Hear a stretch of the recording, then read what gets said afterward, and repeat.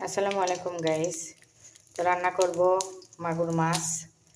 দেখতে থাকুন আজকে আমার রান্নার ভিডিও।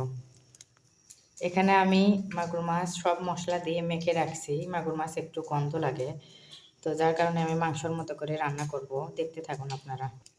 দিয়ে দিলাম জিরা, তারপরে দিয়ে দিলাম মাছ। অনেকেই এই মাছ খায় না, তো আমরা বরাবর খাই, আমার ছেলে মেয়ে খায়, যার কারণে রান্না করা। আপনারা সবাই বলবেন কে কে মাছ খান আর কে কে খান না, একটু কমেন্টে জানাবেন।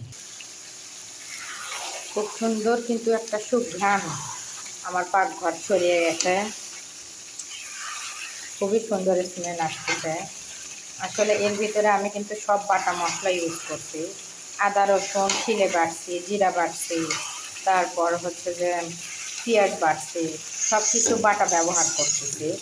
যেহেতু এই মাছ একটু খেতে গন্ধ গন্ধ মনে হয় আমার কাছে, যার কারণে আমি সব কিছু একদম অথেন্টিক স্বাদ পাওয়ার জন্য শিলে বেটে পাক করতেছি।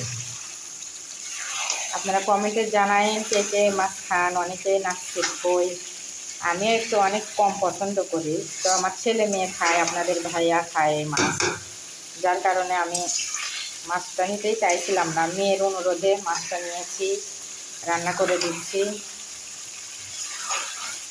কেমন লাগলো রান্না সবাই একটু জানাবেন কমেন্টে। মশলায় কিন্তু তেল ছেড়ে দিয়েছে, আমার কষানো প্রায় শেষের দিকে। এখন আমি একটু সামান্য হালকা মাছ সিদ্ধ হওয়ার জন্য পানি দিয়ে দিব। খুব বেশি পানি দিব না, কারণ এই মাছটায় ঝোল ভালো লাগে না, একদম গায়ে গায়ে মাখানো মশলার মতো করে পাক করবো আর কি। দিয়ে দেবো একটু পানি। আমার রান্নাটা কিন্তু কমপ্লিট। দেখুন একদম ভাজা ভাজা হয়ে গেছে, ভুনার মতো। আমি কোনো ঝোল রাখিনি, কারণ ঝোল রাখলে খেতে ভালো লাগবে না। আর নাড়াচাড়া করতে একটু সাবধানে করছি, কারণ মাছ সিদ্ধ হয়ে গেছে, ভেঙেও যেতে পারে। ভিডিওটা এই পর্যন্তই শেষ করছি। আজকে রাতের খাবার এই তো মাগুর মাছ ভুনা, রুই মাছ দিয়ে শিম আলুর চচ্চড়ি, আর এই তো এই ভর্তা রেসিপি তো আমি দিয়েছিলাম দুপুরে, দেখতে পেয়েছেন আপনারা। এটা হচ্ছে টাকি মাছ ভর্তা। তো সবাই ভালো থাকবেন। আজকের মতো এই পর্যন্ত বিদায় নিচ্ছি। শুভরাত্রি।